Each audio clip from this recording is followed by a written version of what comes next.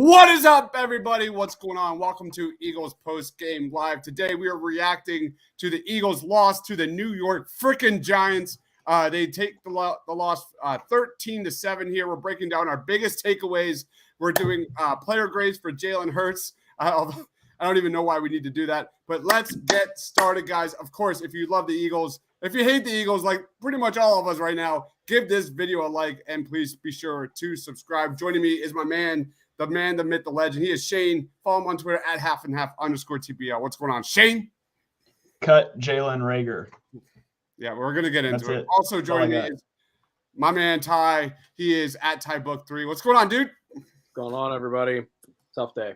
Yep, tough day. Let's break it down. Top takeaways, just a shit show of missed opportunities, horrible play calling, and even worse quarterback play. You have a holding penalty that negates a Boston Scott touchdown. My guy, Greg Ward, drops a touchdown that was probably arguably one of his best throws of the freaking game. You have two picks that would probably have been field goals had Jalen Hurst not played hero ball in this game and simply just thrown it away. You have a horrendous pass interference call on Steven Nelson that gifts the Giants a touchdown instead of a field goal. You have a touchdown pass that hits Jalen Reagor in the fucking helmet, and then he just drops it. Then the icing on the cake, another one on the 1 yard line, hits him right in the hands. The last play of the game, drops it. If that's not the last play of his Eagles career, I don't know what the fuck we're doing. You talk about Nick Sirianni in the fourth quarter. We see the Eagles having to punt the ball on offense on a crucial series.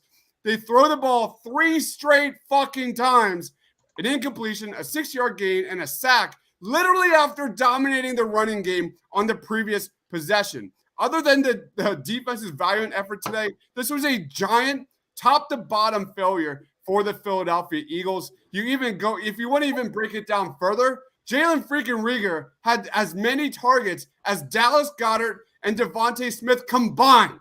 What the hell are we doing here? Shane, floor is yours. You know who the Eagles' leading receiver today was?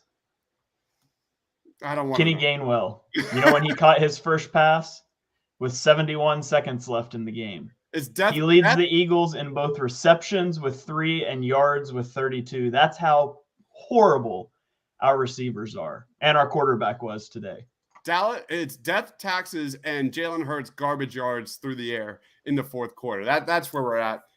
Let's go to just general impressions. Ty, what's your take on today's loss?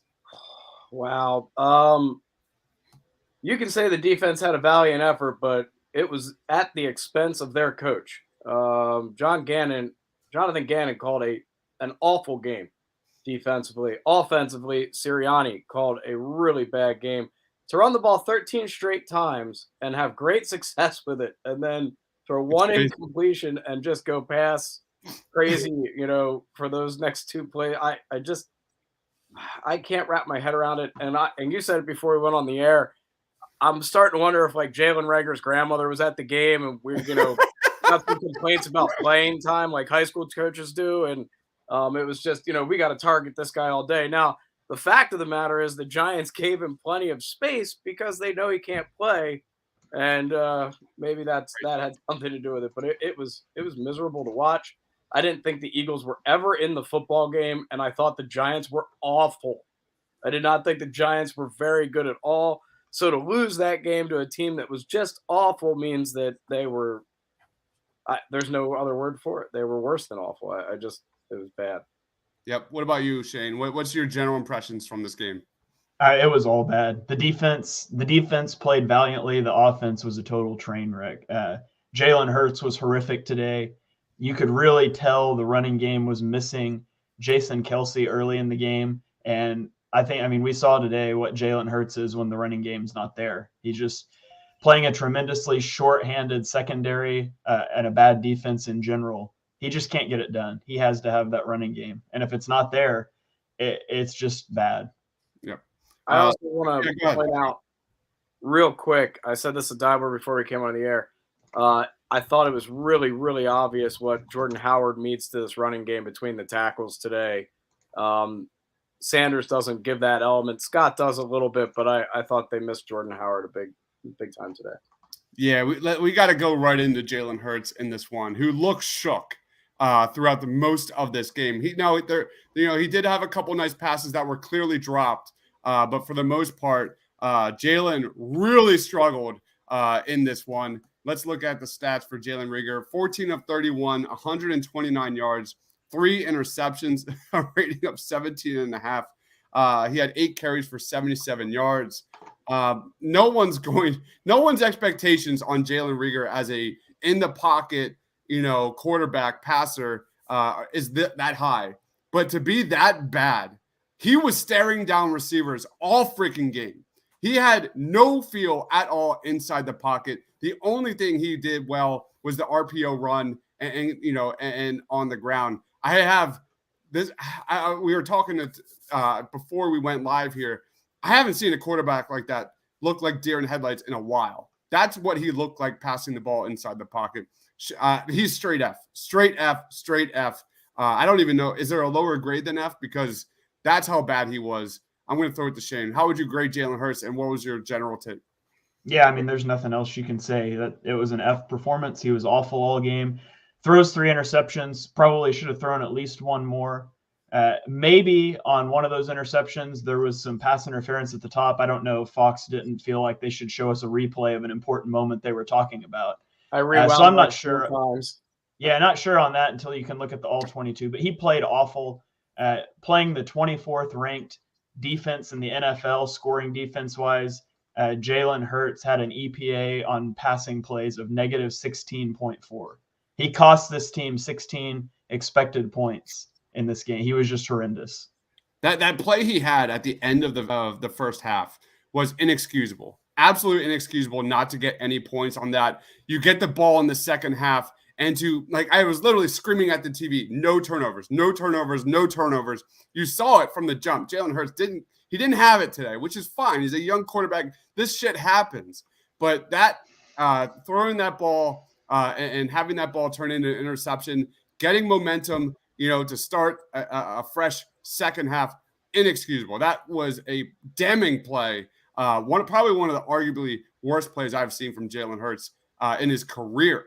I'm going to throw it to you, Ty. What was your take and grade on Jalen Hurts? Well, darn you, Coyle. I'll give you the credit for it, but I was exactly going to say this. Back in high school, if you didn't finish a course or didn't hand in your last assignment, you got an incomplete. Hurts doesn't even get an F today. He gets an incomplete. He did not look ready for this game.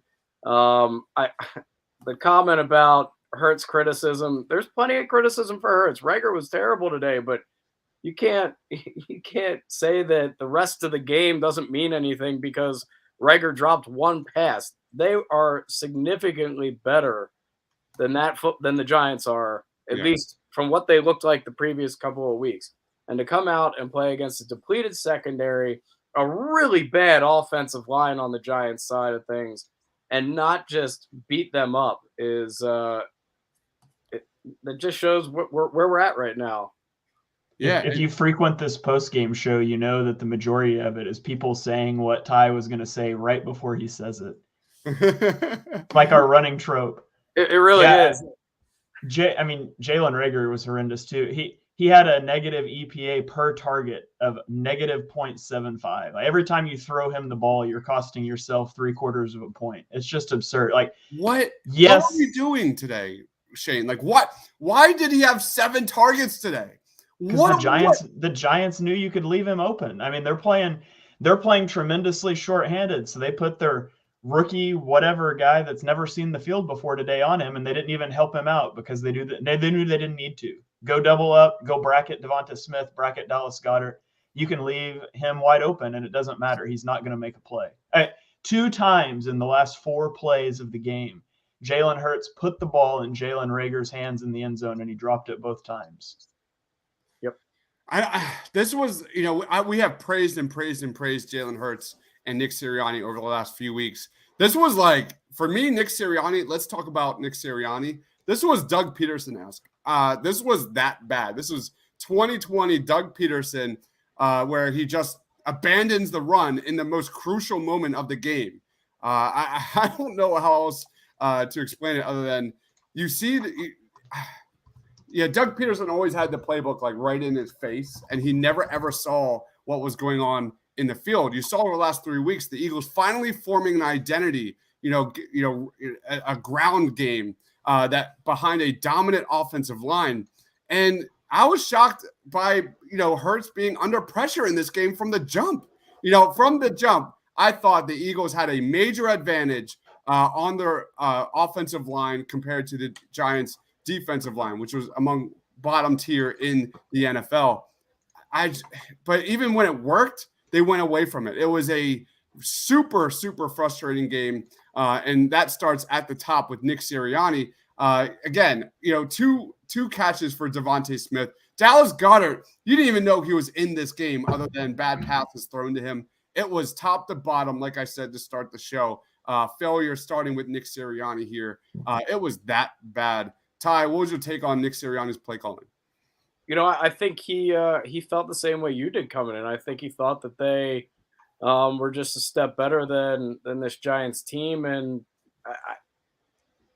there's no excuse for them to come out and not run the ball out the gate like they have the last couple of weeks.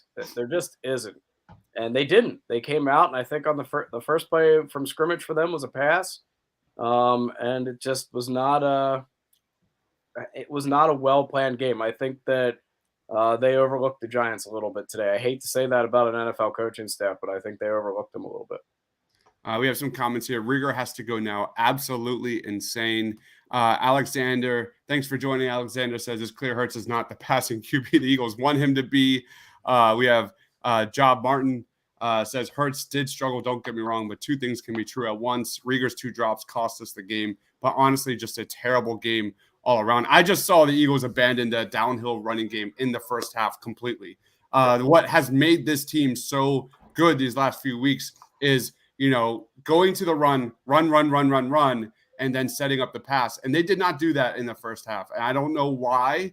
And I just can't get off that one possession where they went pass, especially after dominating a possession.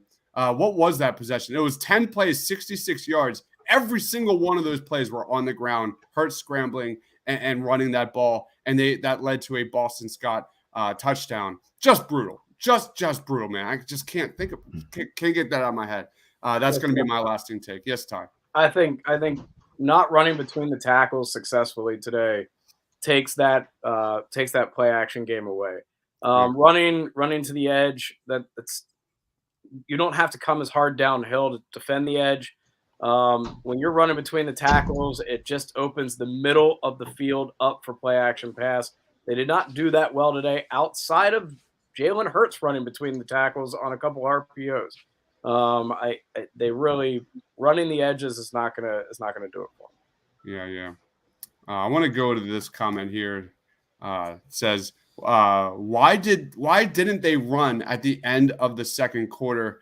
The Eagles were on 3rd and goal there. Oh, that was at the intercept. Yeah. So I just you look at they get down to the New York Giants 23. Jalen Hurts deep pass to Jalen Rieger. Jalen Hurts first down. Jalen Hurts pass. Jalen Hurts 1-yard run, and then Jalen Hurts interception. It was just they didn't have cohesion on offense, and I've never seen Jalen Hurts look that shook inside the pocket, even though he's never been good, especially downfield in terms of deep accuracy. It was bad all the way around. What about you, Shane? Well, how would you assess Nick Sirianni's play calling today? I thought the game plan was poorly put together, and I thought it was even more poorly executed. There's only so much you can do. It's clear that this coaching staff does not care for Miles Sanders. They don't like what he brings to the running game, and it doesn't mesh well with what we want to do. Jordan Howard being out was a huge negative, and then Jalen Hurts playing one of his worst games of the year. To me, the people wanted to talk about Lamar Jackson being a running back playing quarterback. He's not. Jalen Hurts is. And when you just can't throw the ball, period, and you're missing the guy that's been your lead back, your center goes out, I'd like to see them do more, but I'm putting this game is on Jalen Hurts. It's on Jalen Rieger. they played so poorly that I don't even know how to begin to evaluate Nick Sirianni with this game. Okay. Yeah, you had, I mean, how many touchdowns have been taken back this year? This has got to be an NFL record at this point. Boston Scott had a really strong touchdown run taken back from a Nate Herbig, I think, holding call. Nate Herbig also had another holding call that, took back a big run from Jalen Hurts. Just, again, missed opportunities is what we saw today. How do we want to roll with this moving forward? Let's do this. Shane, is there light at the end of the tunnel for this season? Where are we at? What's your vibe right now for the Philadelphia Eagles moving forward? That's a game that you had to win. You look at the playoff picture, and yes, the Eagles have an easy schedule. The Giants are one of the easy teams on that easy schedule that they needed to beat. You've got the 49ers heating it out. Honestly, I don't know what the other games did. I wasn't keeping track of them, so I could say something dumb here. But you've got the 49ers who were heating up. You've got other teams in this conference that are ready to make a push, and the Eagles just gave them a huge window. And, maybe they bounce back next week. They better bounce back next week. But this one hurts. It dramatically hurts their chances to get a wild card spot. Yeah, especially with Miami winning today over the Panthers. Not good for Eagles draft pick there. But the Tampa Bay Bucks are up 38-31 right now on the Indianapolis Colts. What about you, Ty? Is this the end, or what's your vibe? I mean, if this season throughout the entire NFL hasn't told you that every Sunday can be different, then I don't know what will. Sometimes you think a team's unbeatable, they go out and lose. Dallas looked like they couldn't lose a game early in the year. They've lost a couple of tough ones here. I think today was a bigger issue of we have really a young coaching staff that I think is still trying to find their way. I like Shane's point about how the staff looks at Miles Sanders and the running game. I don't think it's over, but I don't. If they make the playoffs, they're not going to do anything in the playoffs anyway. So I think there's such a gap between really good football teams and what the Eagles are right now that, sure, do they sneak in because they play the Jets and they play the Giants and the Redskins and they've got a favorable schedule? Then great, they sneak in. But once they sneak in, all they're doing at that point is hoping for lightning in a bottle, and that doesn't happen very often. Go ahead, Shane. I was going to say, coming into this week, you had the Giants twice, the football team twice, the Jets once, and the Cowboys in a game they'll presumably rest their starters. Maybe not. I would have said, I'm sorry.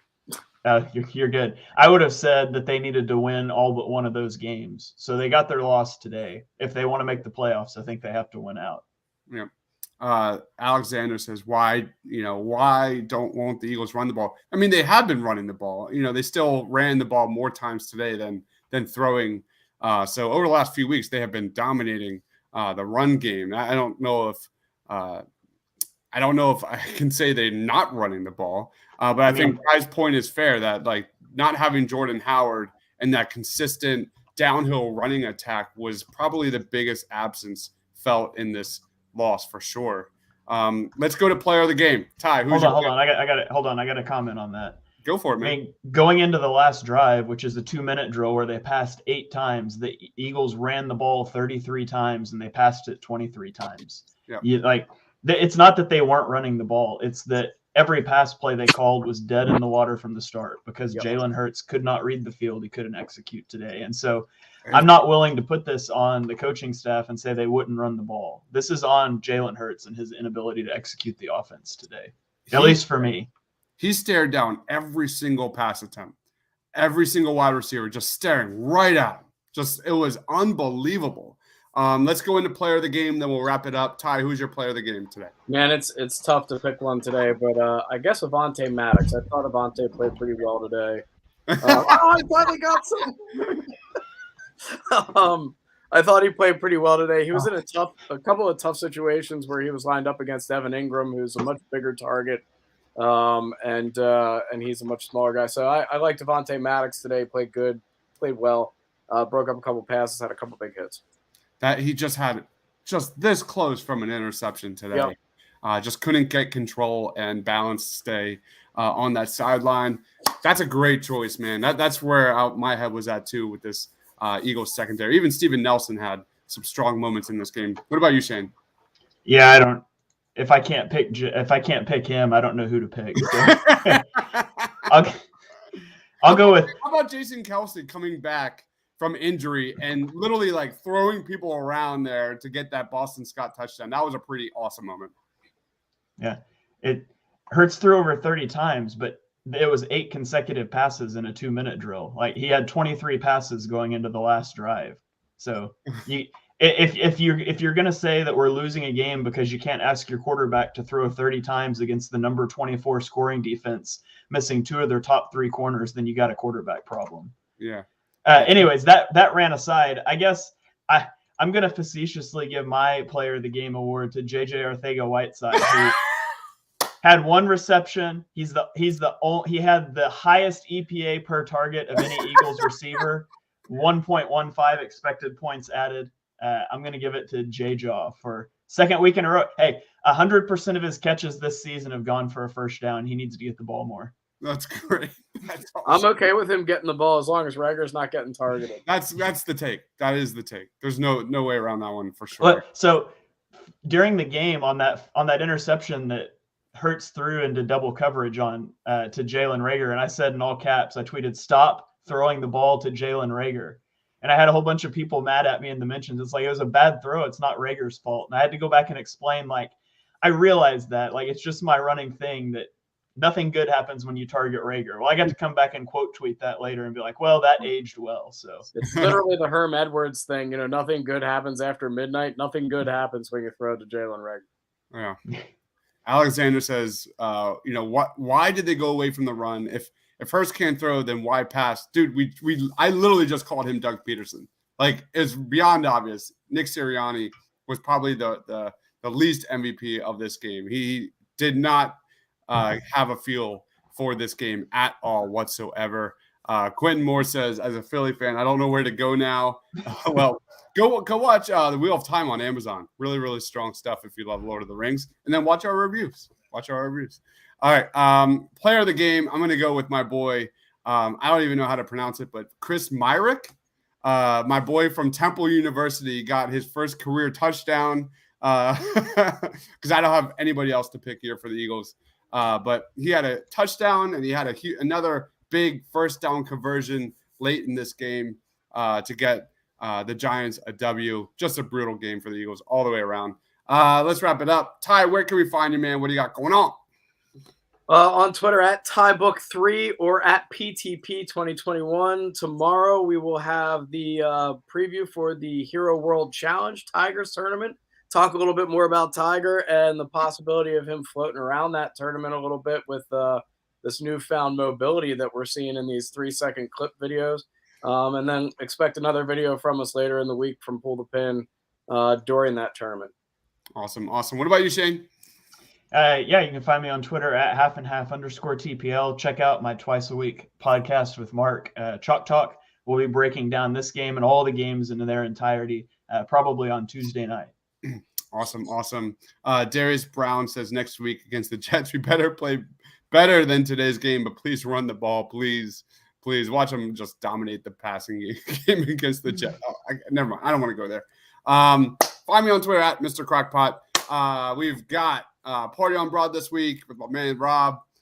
Tuesday night, we've got Spider-Man 2 and Spider-Man 3 reviews as we get ready for No Way Home. Super, super excited about that because, December is just around the corner. Can't wait for that. We've got Hawkeye reviews coming Wednesday. We have Wheel of Time reviews coming Friday. Friday night movie trivia is action this week. That's going to be a lot of fun. Christmas movie trivia last week was a ton of fun. It's a drinking game, and we all have a lot of fun with that. And I'm a little proud of myself too. Pat myself on the back. These were tough questions, so I'm going to keep my game there this week for action movies. So make sure you follow my man Ty over there at TyBook3. Check out Pull the Pin podcast. He is Shane. Check out Chalk Talk. So good for Ty, for myself, for Shane. Thanks for watching, guys. Please be sure to subscribe. Give this video a like. Stay awesome, everybody.